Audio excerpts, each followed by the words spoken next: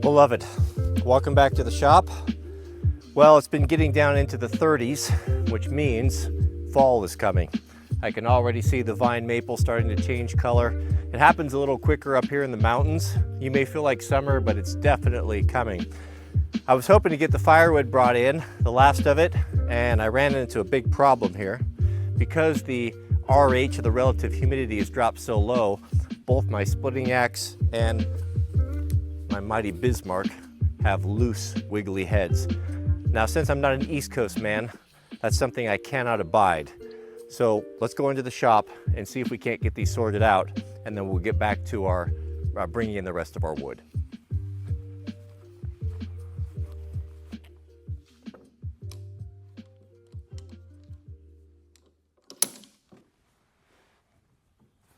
This one's pretty bad here. Your grandfather or father may have told you that the fix for a loose axe or maul head is to soak it in a bucket of water. While that will tighten it up, it's the worst thing you can do. What it does is the wood is full of cells, and it will fill up with that water and it will push out and expand, but the moment that it dries out, it will shrink and even be tight or looser than it was before. So the only way to properly fix it is to remove the head and to start over. This is the factory handle set on the Bismarck, and something I have never seen before. It doesn't have a wedge. Typically you would cut a kerf, put a wedge in, which would force the wood out, and then secure that with either the round or the straight type of wedges. Let's see if we can get these guys out of here, and we'll cut this and we'll do this properly. We might be able to work those out with a center punch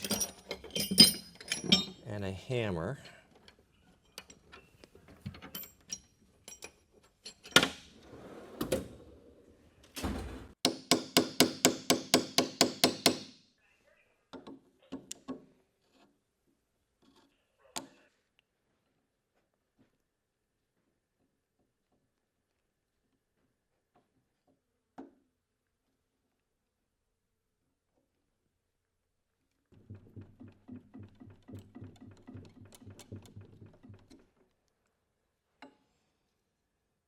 My goodness, these conical wedges, they really do hold. I would never worry about one ever backing out. You might be thinking it would be better to get a new handle. However, finding a quality hickory handle these days, it ain't easy.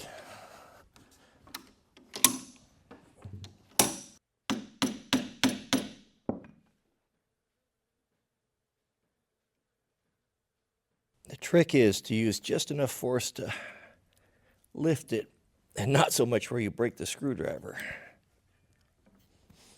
Having that first one out has made the second one significantly easier.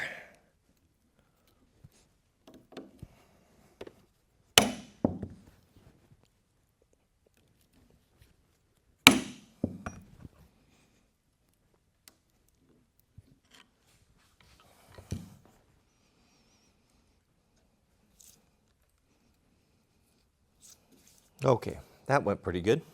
With those conical wedges out, now we don't have all that force pushing to the outside of the eye. Usually you can take a drift and carefully remove the handle.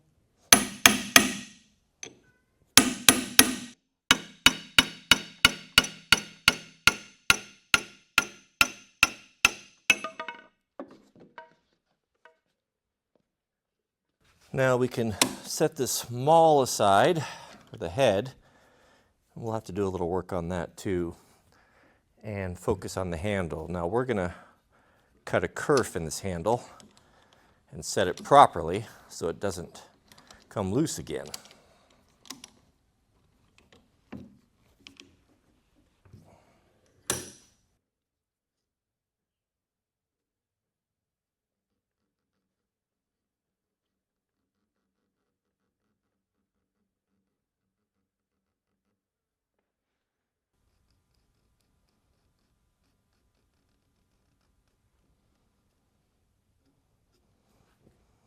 The best way I found to cut these kerfs is with these Japanese pole saws.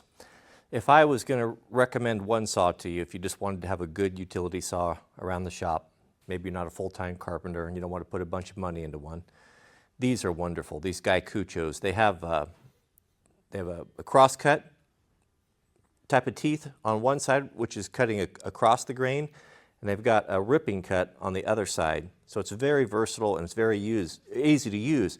Unlike American saws that cut on the push, Japanese saws cut on the pole.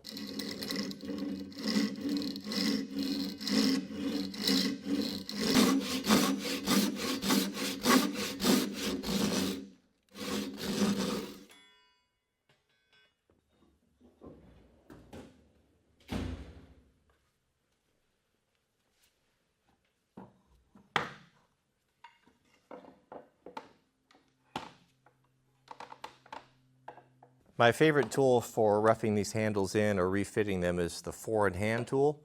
This is a large one, this is a small. It gives you a coarse and a fine rasp, and then you've got a convex on the other side, and the convex is that half round, also with the coarse and the fine. Usually the small one. I'll start with the rough. If we look here, we can see that head's been sitting on that shoulder, bouncing up and down. So what we want to do is we want to take that down and provide a little taper there. A little taper so that we can wedge it down hard on that handle. We'll lose a little bit of length, but it's not important.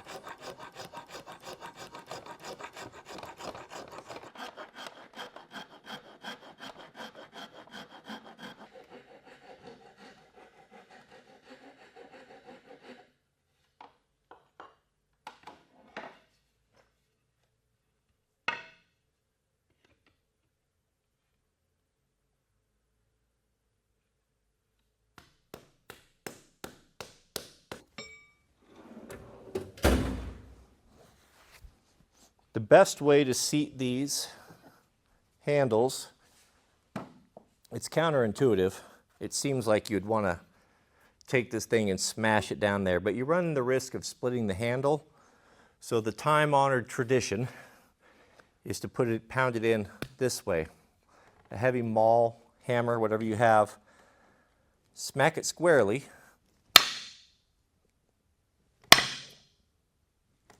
and that will actually drive the handle through the eye very effectively. Now there's so little taper in this that I've had to take it down further than I wanted to. That means the kerf that we cut's not long enough. So we'll take it back off. I'm going to mark this, drag the kerf down a little bit longer so that we can get a good wedge in there.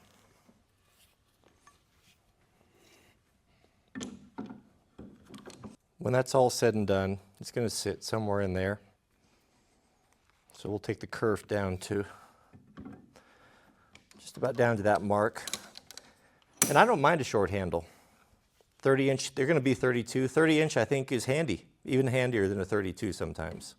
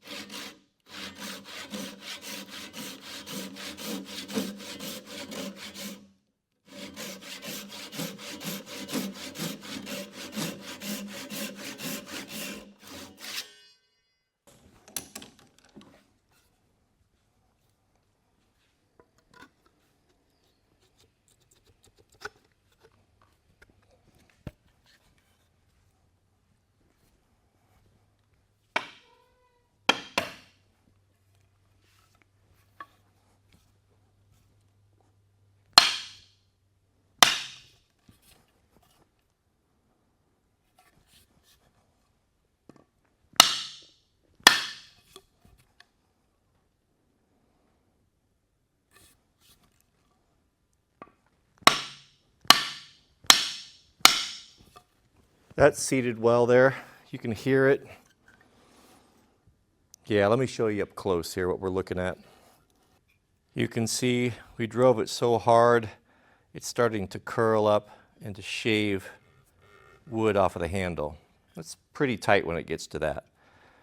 We don't have a lot of taper here. We're actually pretty much at the ragged edge. There won't be a second rehandling with this one, but I think this is going to be a handy length and it should last a long time. We'll go ahead and trim this down right here. I like to leave a little bit proud about the thickness of a pinky, and then we'll start our wedging. I do find I get a better cut if I put myself a reference line. I can do it freehand, but oftentimes I'm disappointed.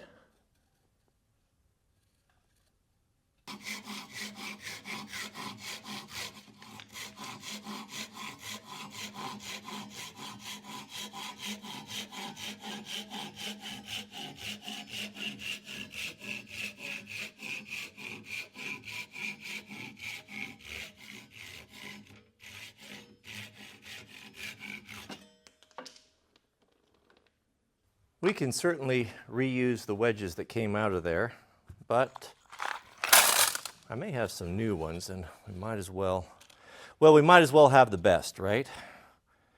These are going to be a little bit bigger, but they should suffice.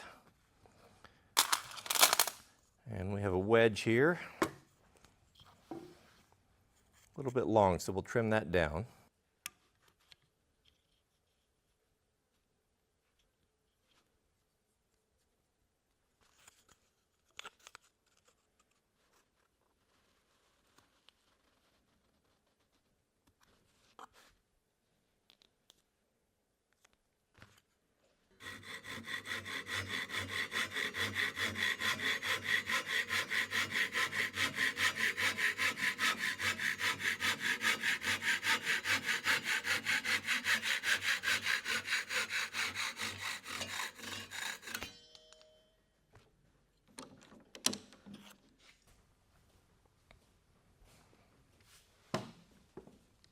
Before you put this wedge in, you want to make sure we're going to really cover it with boiled linseed oil. That boiled linseed oil, you know how you put it in a bucket and it gets tighter, but then it shrinks up and it gets worse, it gets loose?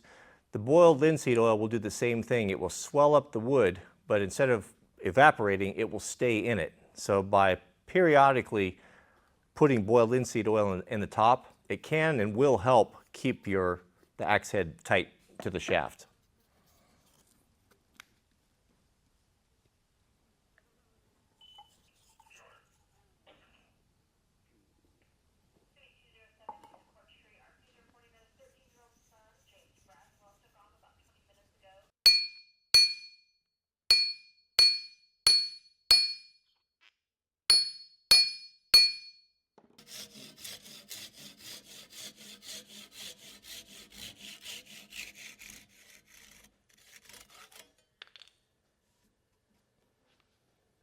We are ready to put our conicals in.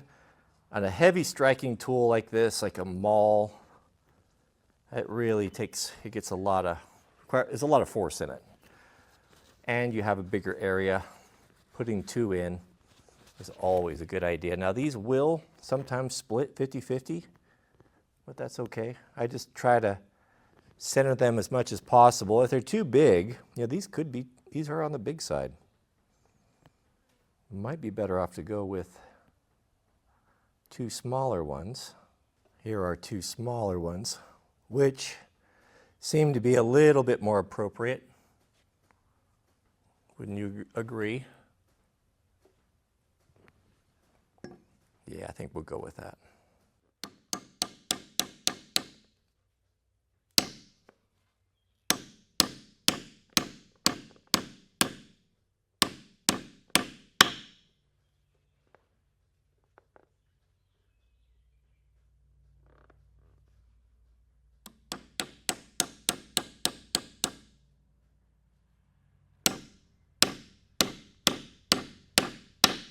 That's unlikely to ever come loose again. A lot of pressure. Now a maul is a striking tool. A maul is designed to hit a wedge, metal to metal, unlike an axe. It's a little bit softer. That's why it mushrooms here on the end. So when you see this mushrooming, that's fine. That's just the way the tool is designed to work, so it's less likely to fracture and splinter and put a piece of metal in your eye. But when those start to mushroom like that, you want to grind those back. So let's file those back a little bit, keep a nice chamfer on there. Linseed the handle, and then we're ready for work.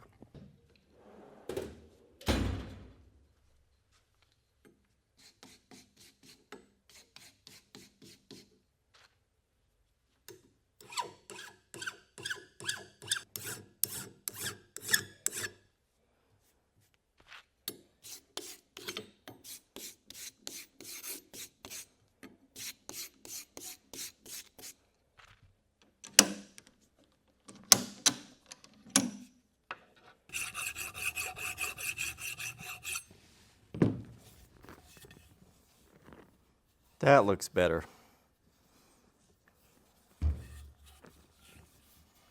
All right, let's linseed the handle, and we're ready to get back to work. I think most of you guys know this, but the rule of thumb with boiled linseed oil, when you get a brand new handle, strip off the varnish, do it every day for 7 days, every day for a week, every week for a month, every month for a year, and then annually, unless you have it out in the sun a lot. Then if you're working in the sun, about once a month or so. I'll put 2 coats on and then wipe off the excess. There's no reason to leave it on, it just gets gummy. And that's it. That's unlikely to ever slip again now that we set that properly with a wedge. We cut that kerf in there. That should have been done from the beginning. It was kind of a lazy way to set it, but that's the way the factory did it. If you want something done right, you know how it is. You got to do it yourself. May God bless you and your families. If you enjoyed this video, I invite you to subscribe. If you'd like to follow along for our daily live stream, I do a daily live stream every morning, 9:30 West Coast for members only. You can become a member and you'll get access to that. We'll welcome you to the War Band. Keep us in your prayers, and we'll see you guys all on the next video.